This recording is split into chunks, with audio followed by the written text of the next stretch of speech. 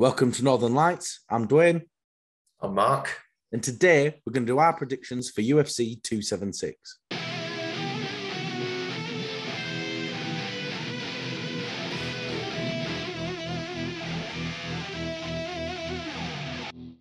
I'm excited for this one, Dwayne.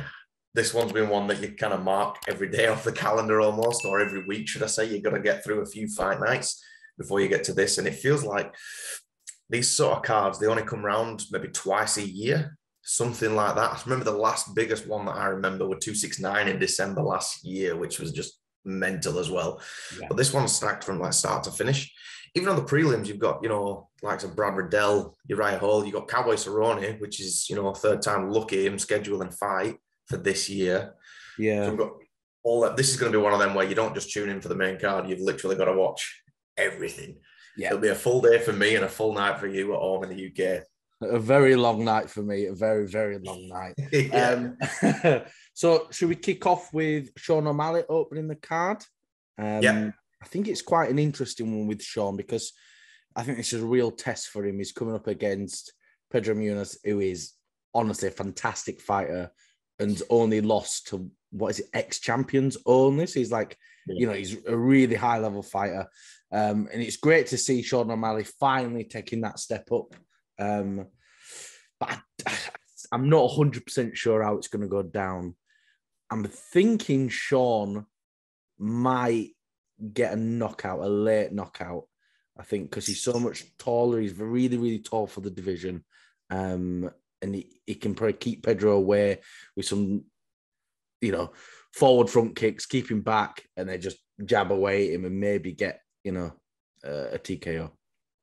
Well, I'm thinking Sean, but I honestly think it's going to be a shock and it's going to be a decision. I don't know if he's going to be able to put Pedro away just because of how seasoned he is and how much of a veteran he is. And like you say, he's only lost to ex-champions before. You look at his fight against, Dominic Cruz. Yeah, granted, he took a loss, but he looked great throughout that. So did Dominic as well, right? But, this is the bantamweight division after. I feel like a lot of them are just completely stacked. I'm going to say I don't know if Sean can put him away because typically we just get accustomed to a first round knockout by Sean O'Malley, usually, or at least a devastating finish. I think the pressure's on, and like you said, this is now the number 10 ranked guy in the division. I think the pressure's going to be he don't feel pressure, but I don't think he's going to get that devastating finish like he did. So I'm going to say Sean O'Malley by decision, which I think will come as a little bit of a lackluster finish to some people. But leading into the next fight, we've got the old veteran Robbie Lawler, and he's fighting Brian Barberena. Well, Robbie Lawler, I love him to bits, obviously. He's a real fan favourite for so many, but he's had such a poor losing streak recently. Fine, he beat Nick Diaz, but I mean, Nick Diaz beat himself, didn't he? He just submitted, he just submitted himself to nothing. And Brian, he had a really good fight with Matt Brown recently. Very close fight. I thought maybe Matt did win that really. But I think he's younger. He's probably on the same level and he's on a better winning streak. So I think he's going to scrape a decision win, probably split decision against Robbie Lawler. Yeah, Brian, it's easy to see Robbie Lawler on the fight card, and you seem to remember all these, the end of the fourth round with Rory McDonald and all this kind of stuff, and his devastating power. It's easy to remember all that, but you've got to remember that the guy's 40, and this is like no disrespect to him because I love Robbie Lawler as well. I think he's a savage, but you've got to remember, he's up against younger guys, and it doesn't seem. I know in the Nick Diaz fight last year, he wasn't. Obviously, he won and he's getting older. You can't do anything about it, but it still didn't seem like the Robbie Lawler that, that you'd want to come back, that you're dying to come back. And I think at the age of 40, I don't know if it's going to happen. So I think I'm going to agree with you. I don't think Brian's going to be able to put Robbie away. So I actually agree with you there. And I think it's going to be a decision for Brian. And I'm not sure where that leaves Robbie, but hey, we might even be talking about that in our recap at the end of the week. Exactly. An absolute one that's almost going a little bit under the radar just because of how stacked this card is, Dwayne, is Sean Strickland versus Alex Pereira.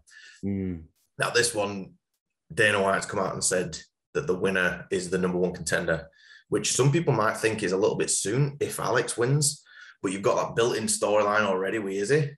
You know, he knocked Izzy out in kickboxing. So you're thinking, whatever happens, I kind of want that to happen. I want that to happen. That isn't my prediction.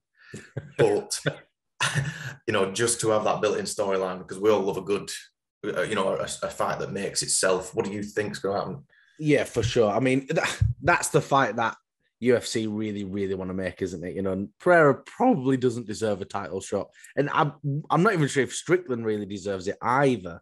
It doesn't feel like a number one contender's bout, but as you said, Dana said it is, so that's what we're getting. My prediction is Sean Strickland is going to get a decision win. And we're full of decisions tonight, which is a shame because it feels like such a stacked card. But decisions aren't always bad. You know, they can still have some good fights. No, some of the best fights have been decisions, haven't they? Yeah, for sure. But I actually think this is probably going to be quite a boring fight because I think Strickland, he's got good boxing. He's a fairly good wrestler. And I think he's an overall better MMA fighter than Pereira. Pereira's obviously an amazing striker, probably one of the best in that division, if not the world, really. But I think Strickland is just going to clinch him up against the fence and hold on to him for 3 rounds and just keep going for takedowns. And I think Pereira's not going to have much of an answer for that. You know, he might, but, you know, I could be wrong. He could throw in some flying knee or something, or some crazy spinning back elbow, and, you know, which I'd love to see. That'd be really exciting, but I don't think that's going to happen. Yeah, well, I think with someone like Sean Strickland, I mean, he's ranked number 4. So, you know, it is a big jump for Alex. And I think, has he had 2 or 3 fights at the UFC or something? I think something like that. It's not a lot. It's something like that. But I'd definitely say that I think Sean is the more experienced. And I think he's going to expect these, you know, sort of flying knees, like you say, and these jumping back elbows and all that kind of thing. I think Sean... I hate to just sit here and agree with you constantly, but I think Sean's going to hedge the decision as well. Yeah. And I think we're just thinking in almost like Disney terms of, oh, this story is just going to be amazing. Alex is going to get a knockout and then it's going to come up and face Izzy. And it's going to be one of the biggest selling pay-per-views ever because of the story. I think, you know, we've learned that life doesn't work like that way. And I think Sean's going to do it. And to be honest, I don't think he deserves a title shot either yet. Maybe one more fight and then he does. But hey, I'm really looking forward to that fight, to be honest, even if it is quite boring because it's just going to be a big chess match. There's a lot of stakes on the line, isn't there? So no matter what, it's interesting. But definitely. That leads us into Volk and Holloway. Now that is, it's a fight I'm really, really excited for. It's a fight that should have happened a while ago, but Holloway had to pull out due to injury, and he fought Korean Zombie instead. I really, really don't know where I sit on this. What are you thinking, Mark? I'm the same as well. I don't know what the outcome is really, but I think, to be honest, just side note, I almost feel a little bit sorry for Alex in a way because obviously Max. Look, I love Max as well. He was regarded as one of the best featherweights ever, but so's Volk now. Yep. But in the sense of, I think it said in an interview as well, because obviously some people still think that Max won them, you know, them first couple, or maybe at least it's 1-1. And because they're so highly skilled and they're so much higher than, you know, everyone else in the division, I think Volk had said, we're just going to keep fighting forever until he gets a win. So I don't know. Obviously, Max has got something to prove by coming out and getting at least one victory in this trilogy. And I think Volk has got something to prove as well to get him out of there, to finish him. This is definitive. And to be honest, as good as these fights are, I wouldn't be so keen to see a 4th one straight away. I don't look, come on, someone else, get them up, even though who else? Because Alex has been busy. He's got Brian Ortega out there and Korean Zombie with relative ease.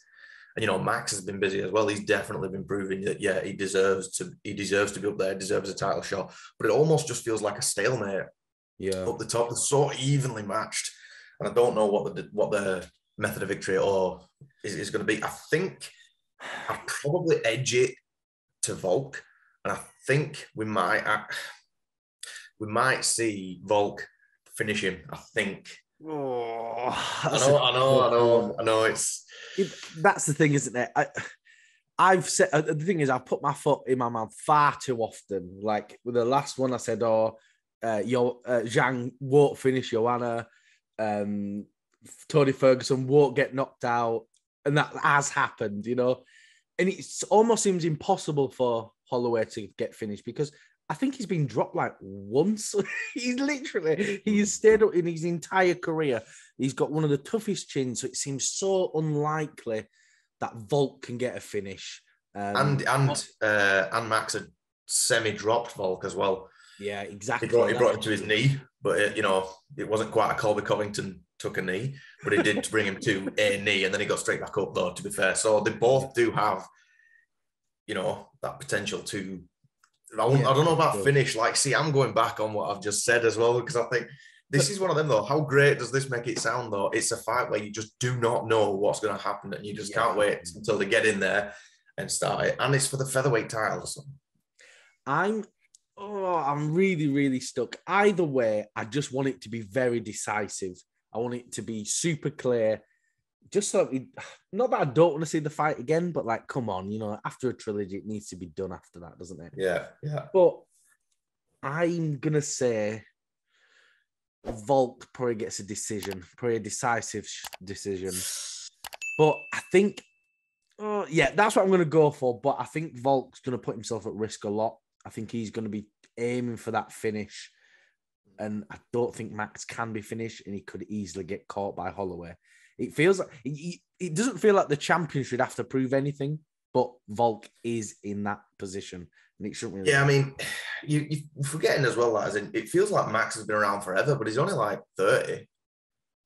So he's like he's got a hell of a long time left as well. He could have another title reign and make it as great as the last one.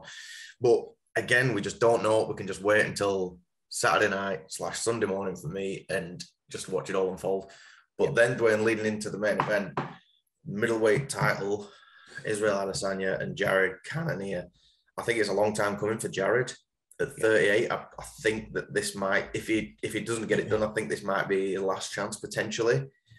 What do you think about the fight in general? And then we'll get on to predictions. Well, I'm really excited to see it actually, because I think a lot of people are really doubting Jared Cannonier a bit too much. I think they're sort of talking as though he's just going to run through him incredibly easy. But I think Cannonier's had a really good run. He's fought bigger guys than Izzy as well, even though they do have a massive height difference. I mean, Cannonier's 5'11" and Izzy's 6'4". So I mean, that's a huge, huge difference in fighting. But don't forget, Cannonier did fight at heavyweight, which is ridiculous. And now he's come all the way down to middleweight, and he looks a lot better setting that. But even though I've just said all that, Izzy's going to knock him out, innit? That's what's going to happen. And probably going to knock him out third, fourth round, I'd say. Well, that's the thing. Like, Izzy's been going through the division twice, so it is nice to get a fight that he hasn't done before. And I even remember him saying a couple of years ago, he says, when Jared was going to go fight Robert Whittaker, he says, if he can dismantle Whittaker, then he's next for the title. But obviously that didn't go his way, so we had to, wait a little longer. Yeah, I think Jared wants to prove everyone wrong in the sense of, Izzy isn't that untouchable. He did say in an interview, didn't he? He said, he is just a person, he's human. He's just there in front of me. And Jared has some power, and he can definitely finish fights. I mean, his last one with Brunson, I know Brunson's a little bit seasoned now, but he finished him, and that was quite decisive.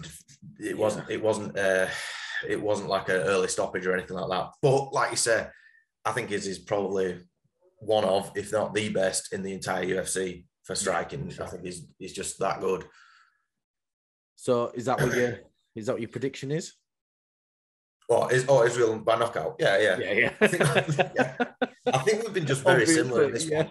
In this entire fight card, we've been completely so similar. I mean, if you're going for that one as well, I mean, I hate to just sit here and we just agree on everything. But when it does go that way, that is your prediction, isn't it? You can't really help it. But it's going to be interesting as well, because after this, if Israel wins, I'd quite like him then to see him go up again, to see if he can go at light heavyweight. Because I think he did say after that, after he went up to light heavyweight, that, you know, it's not going to be straight away, but I am going to do it again. I've got to go around and prove that this division is mine. And if he can get Cannonier out of there, I think he definitely has proved that to every single doubter. Not that there's many. You can't have many doubters for Israel. No, definitely not. Of course, I'd love to see Izzy go up. I mean, Yuri versus Izzy would be such an exciting fight, especially these two high-level strikers. But, you know, either way, I think UFC 276 is going to be a very, very exciting card. I think that's all we've got time for. We will be getting a betting video up over the weekend, and we'll be streaming. So if you guys are around, you want to watch us out, check us out, we'd really, really appreciate it. So you can like, comment, and subscribe. It really does help us out. We'll see you next time.